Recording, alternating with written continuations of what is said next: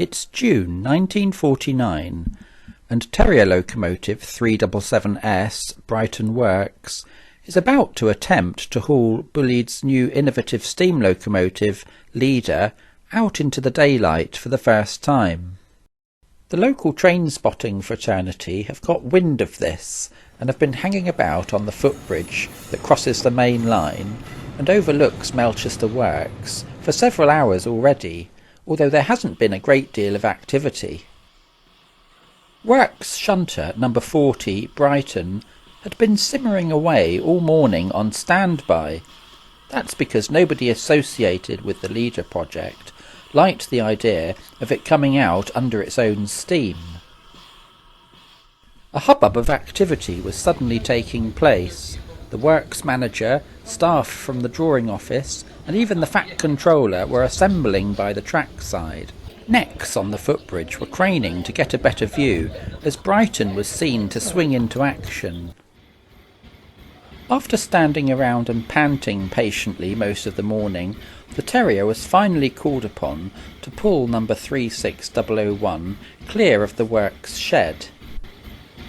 The Terrier was coupled to the Leader, and after snatching on a loose coupling, managed to succeed in moving its heavy load halfway out, where it promptly stuck fast.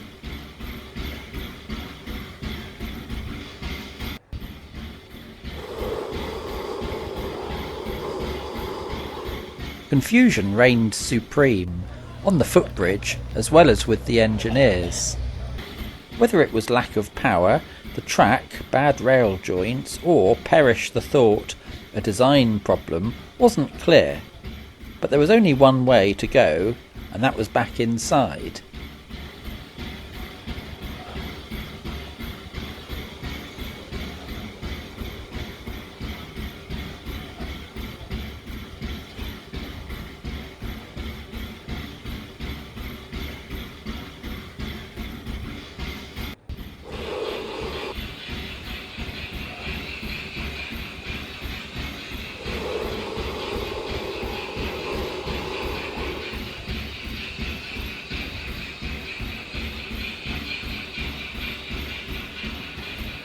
So that was the end of play for the 20th of June 1949. The next morning, after the track outside the door had had a facelift, something larger than the Works Terrier, an E4 tank, had been specially laid on and tried its luck.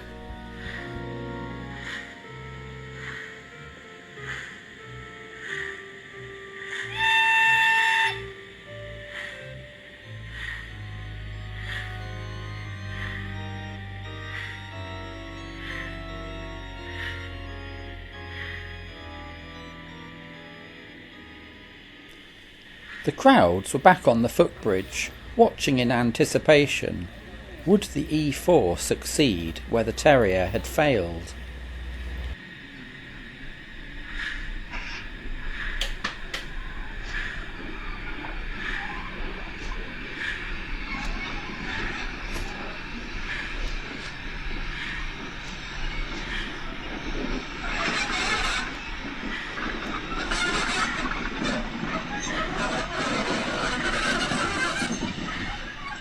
One slip, and then success.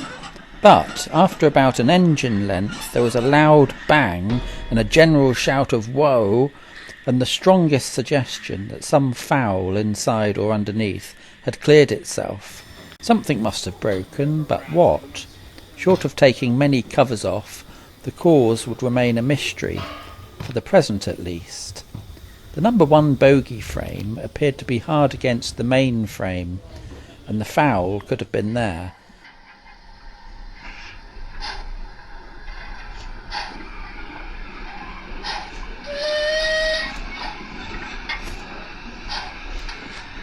An hour or two passed, and another attempt was made.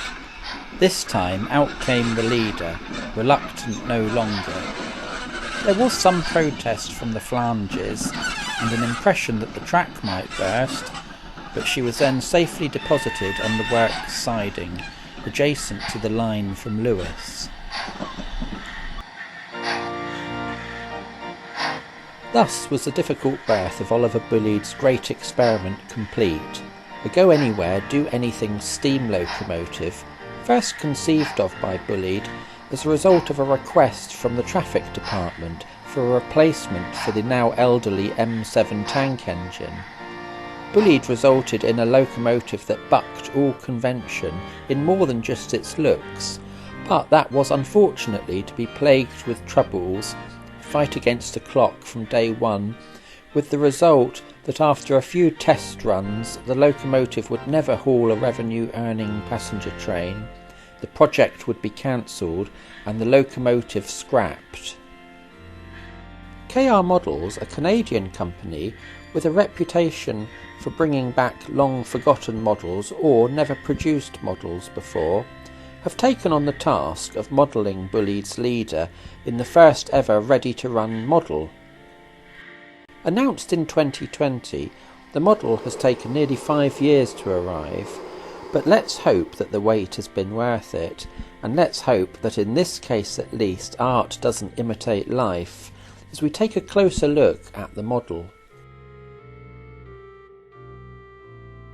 I've only ever read about scratch-built models of Bullied's Leader before, such as this fine 7mm scale model as featured in Jeremy English's book Modelling the Southern. So the idea of a ready-to-run version of Leader has been something of a pipe dream for many people for a long time. A very tantalising comment in English's book, published way back in 2012, raises some hope.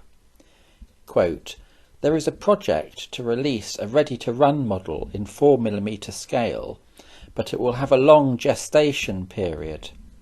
Well, that gestation period is finally over. I don't know if the author of the book knew something we didn't, but the first ever ready-to-run model of Leader landed on my doorstep this morning. And here it is, manufactured by KR Models. Not a manufacturer I've experienced before, so I'm looking forward to seeing how it's turned out. The box features a drawing of the loco, and in fact a closer look at a diagram of Leader shows just what a remarkable machine it was and how it was intended to work. Looking more like a slab-sided diesel or electric locomotive, Leader, so called because it was to be given names of political and military British leaders, was in fact a steam tank engine on 2 large sets of bogies. The idea sprang from the traffic department of the Southern Railway, who called for a design that might replace the elderly M7 tank engine. From the diagram you can see exactly where the boiler, firebox and tender of a conventional steam locomotive would all be contained within a casing, sitting on 2 chain-driven bogies, with a driving cab at each end. From the front elevation you can see the offset boiler position, one of an accumulation of insurmountable problems that would see the project cancelled after nationalisation. Opening the box then, there is a nice card sheet with a potted history of Leader's plight. For more detail though, I would thoroughly recommend Kevin Robertson's book The Leader Locomotive, Bullied's Great Experiment, which I thoroughly enjoyed reading in the garden during the summer as preparation for this review. The illustration shows the very brief moment Leader was painted in BR black, just before Bullied ordered a repaint in photographic grey, which is the livery my model will be in.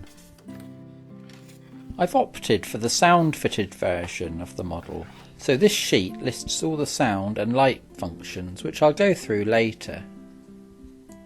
A basic exploded diagram on the reverse shows how to access the motor and DCC socket. Here then is the model, and there's quite a good weight to it, so hopefully it will provide some good traction. The livery I've gone for is photographic grey, with the centrally placed number and British Railways totem, with white wheel rims.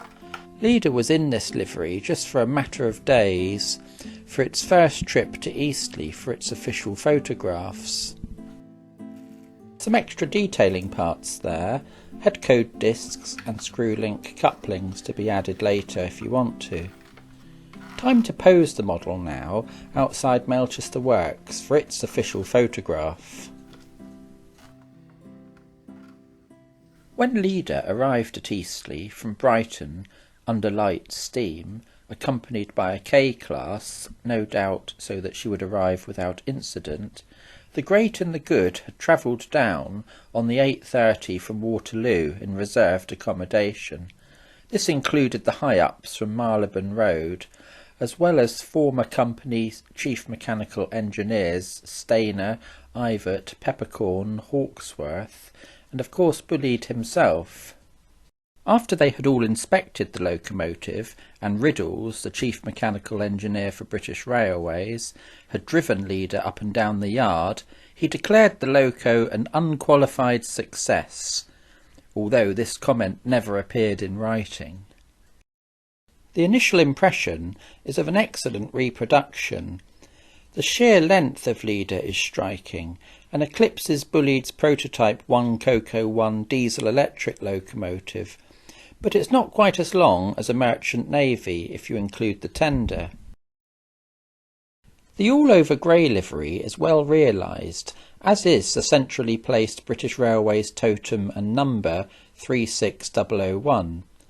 Despite being so short-lived, I chose this livery variation because I really wanted a grey version with the British Railways totem, and a few days after its return to Brighton under its own steam, as pictured here, leaving Eastleigh, this would be painted over. It would henceforth only ever carry its number, albeit with some additional lining, but differing shades of grey paint would compromise the overall finish. The only compromise I could find in the finish of my model was this glaring scratch or paint mark just above the roofline and below the coal load. An unforgivable error, though, in the livery application can be found on the ends of the locomotive. This colour photograph at Eastleigh, just prior to the official unveiling, shows it in the process of having the totem and number applied and some touch-up paintwork done. The buffer beam is clearly red, but on the model this has been omitted, which is strange because the buffer shanks themselves are red. Did somebody on the production line forget to do their job?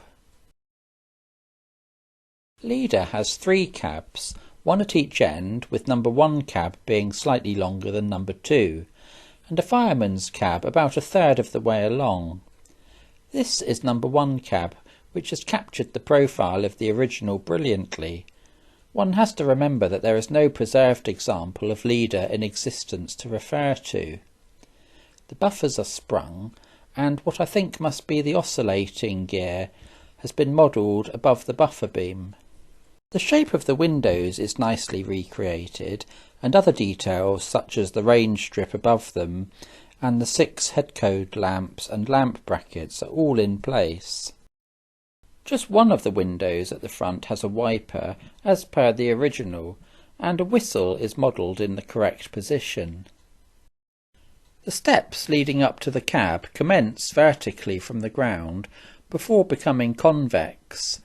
This was necessary to allow for ease of access if the engine was stopped on a curve, the unfortunate side effect being that it was all too easy to bang one's shins in the process. A windowless roller wheel type sliding door allowed access to the cab. On the model these appear to be part of the body moulding, but the handrails are separately fitted. The locomotive casing was made of a full-length steel sheet construction, not dissimilar to Bullied's coach design. It was attached by a combination of welding and bolts, and you can see on the model side a good representation of this that stands out clearly. About a third of the way along from cab number 2 is the fireman's cab, as seen here during construction. It's often thought of as a veritable Dante's Inferno, around which have grown some popular myths of asbestos-clad firemen. Yes, it was hot, but the often quoted comment of it reaching 120 degrees was wrong. It was in fact 122 degrees. However, on the same day, a temperature reading in the cab of a merchant navy reached 140 degrees. Proof, as Kevin Robertson says in his book, that being deliberately economical with the truth and when used out of context, the incorrect information will abound. The fireman's cab was accessed by this sliding door, which, unlike the driver's door, had a window. To the side is a window with two sliding panels for ventilation. The door is part of the body moulding. It's a shame it can't be posed in the open position, as is seen in so many pictures of Leader whilst it was running. In the area behind the fireman's cab sits the bunker. We have to remember that Leader was classified as a tank engine, despite its bunker being more akin to a conventional all-welded steel tender. It could carry 4,000 gallons of water and 4 tons of coal. The coal load can best be seen from above, but to my eye the coal stack sits rather high, although this picture of Leader kicking up a stink at Brighton does show it with a very well stacked coal bunker. Unfortunately, on the model, the coal insert isn't terribly well fitting, with a noticeable and unrealistic gap around its sides. It can be removed and replaced with a real coal load, though. Next to this is a well for the water tank. This was accessed by the fireman via the sliding roof ventilation in the driving cab. This allowed access to the water filler cap and the chemical water treatment tank, both of which are well modelled. An otherwise excellent representation of the bunker is somewhat spoiled by the pipe which runs the length of the water tank. This is just part of the moulding, rather than being a separately fitted part. Another moulded part of the roof are the 3 roof ventilators. Many models of steam locomotives are fitted with opening vents these days, so it's a shame that on this model they can't be posed in the open position, as again, like the doors, they so often were. The exhaust is a shallow cup-like insert, but along with the safety valves is correctly modelled off-centre to correspond with Bullied's off-centre boiler design. Placing a steam locomotive on 2 huge sets of bogies meant the entire weight could be utilised for adhesive and braking force. Each bogie was powered by 3 internal cylinders driving a central axle. The other 2 wheel sets were coupled by means of a chain mechanism. The wheels were the same diameter as those found on one of Bullied's Q1 locomotives, so in appearance the bogies were unlike those of any other diesel or electric locomotive. A characteristic feature of Leader's bogies was the outside casing for the chain drive and oil bath mechanism. This was of an asymmetrical design, so in this view you can see the rear 2 wheels are coupled together, while on the other side of the bogie it will be the front 2. It is thought that it may have been the forces exerted by this asymmetrical arrangement that may have led to the failure of 36001's crank axle. An increase in contrast for this picture highlights the bogie detail more clearly, whilst at the same time sadly showing the extent of excess glue marks on the bogie sides, deposited during the assembly process. Leader's bogies had a very slab-sided appearance. Apart from the casing I've already mentioned, you can see the steam turbine between the first and second wheels, which supplied oil to the oil bath enclosing the inside motion.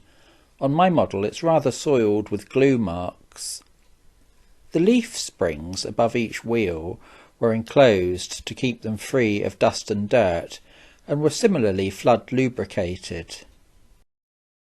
Brake blocks are well positioned in alignment with the wheels, but the brake rigging is not present and it's not available in an accessory bag, although the supports are there. The brake rigging was powered by two 24-inch vacuum cylinders mounted on the rear of each bogie. These are modelled and you can just see them on the right-hand side of the picture. However, on my model, two of them were loose in the box. Undercarriage detail shows the firebox ash hoppers, and on the other side the main steam reversing gear, placed centrally below the loco. On the model this doesn't actually connect to anything, and its connecting rod is left hanging, but this is to allow movement of the bogie. In reality, this had the task of adjusting the cut-off on both bogies simultaneously. At least on Leader there was never any report of one bogie attempting to pull in the opposite direction to its neighbour. The reversing rod to the second bogie is somewhat misaligned, but this is of necessity due to the movement of the bogie, and better that there is an approximation than for it not to appear at all. You can see the reverser assembly as it appeared on the actual locomotive. Initially I was a bit confused because on the other side of the bogie there appears to be housing for the reverser, but no rod. Had some part been left off? On checking the photos though, this does appear to be correct, although I'm at a bit of a loss for an explanation. The wheels on Leader were of the Bullied Firth Brown design, and as I mentioned earlier were of the same diameter as Bullied's Q1 locomotive. Hornby's rendition of these wheels on their excellent Q1 is superb, but unfortunately a rather half-baked attempt on Leader has resulted in wheels that are fully open, where there should be lightening holes set within the tear-shaped indentations. The only saving grace being that on Leader the wheels are well disguised by the chain drive housing. On a Q1 these would be a disaster. Whilst on the subject of wheels, news is coming in via the RM web forum that several people are reporting wheels coming off their model. This is a very alarming development. I ran my model in for 30 minutes in each direction before filming the opening sequence you will already have seen. Unfortunately, the wheels did not come off. But if this is a widespread and fundamental fault, it could affect models in the future. If so, KR models may need to do a product recall of this model, in the way that Rapido were forced to with their potentially self-combusting dynamometer car. While the wheels are still on my model, let's fire it up and see what it sounds like, as I opted for the sound-fitted version. So let's now fire up Leader and see what it sounds like, as I opted for the sound-fitted version. F1 activates the drive sound, and the locomotive is gently simmering away. Although not mentioned on the function list, the model will automatically activate several sounds at random. I like this feature as a degree of automation is helpful with making steam locomotives sound realistic. The coal will be shovelled, the injectors and safety valve activated at various junctures, which saves the operator having to do it, who may be busy operating other trains or elsewhere on the layout. Let's listen for a moment as Leader scrolls through several of these sounds at random.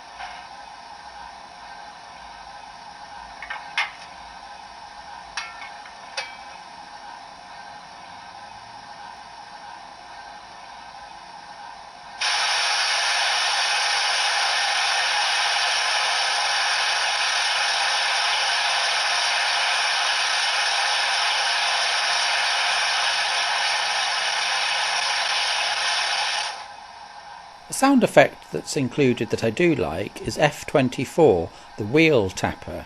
You know, just to check that the wheels haven't fallen off.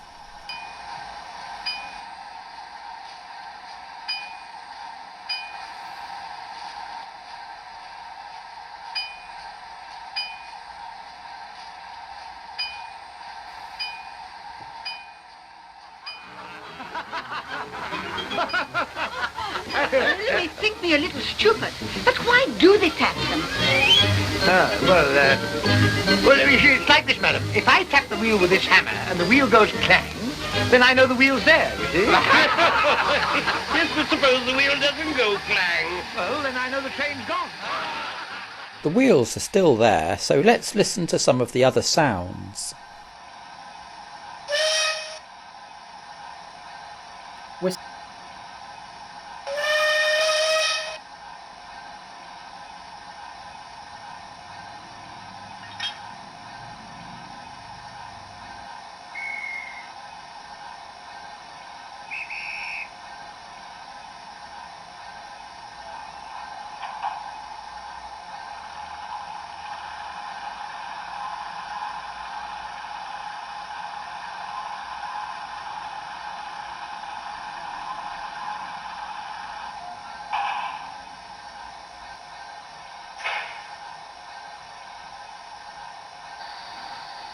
The lighting suite is very good on this model. F0 brings on the lower two marker lights, and I notice how this function is associated with an additional sound, perhaps a generator of some sort. Press again and the upper four head code lamps come on. Press once more and they all illuminate. Press a final time and they all extinguish. You can also hear the generator sound power down. F21 is parking mode, which brings on all the red lights at both ends when the locomotive is parked. The cab lights are incorrectly listed as F19, when it's F4 that actually activates them. The cab interior on Leader provided an excellent driving position, but there was absolutely no protection for the driver in the event of an end-on collision. It contained the basic controls you would find in any steam locomotive, and there was only one fixed seat for the driver. With the cab light on, we can see that there is a very rudimentary cab interior with what looks like a seat and a ledge that might be more appropriate for the dashboard on a diesel locomotive. Let's now hear what Leader sounds like on the move as she exits the yard for the first time.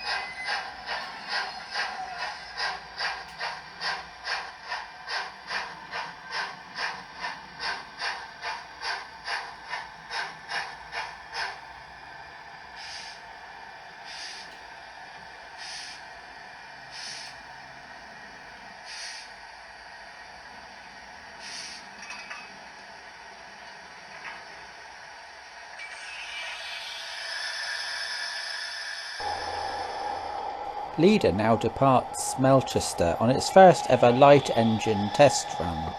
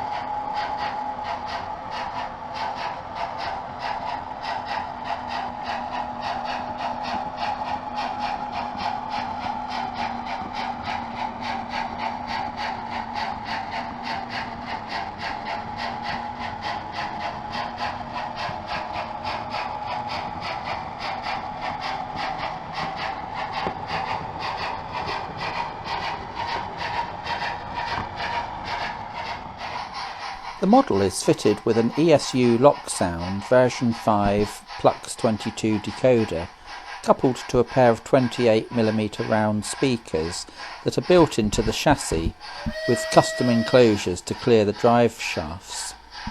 They've developed a sound profile that fades the exhaust from the two bogies in and out of sync, much like a Garrett locomotive.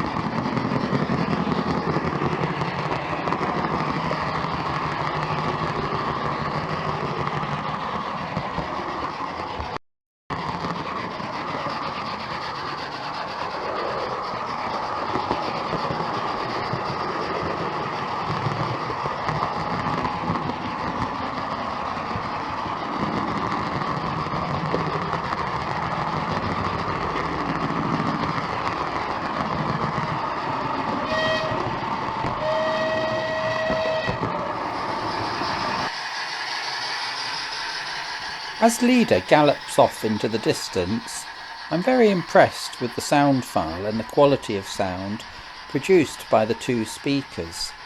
The automated sounds are a brilliant feature on the model, and the variety of lighting combinations was a pleasant surprise. I'm pleased to say the model stayed on the track even at a high speed, and no wheels have come off, yet anyway.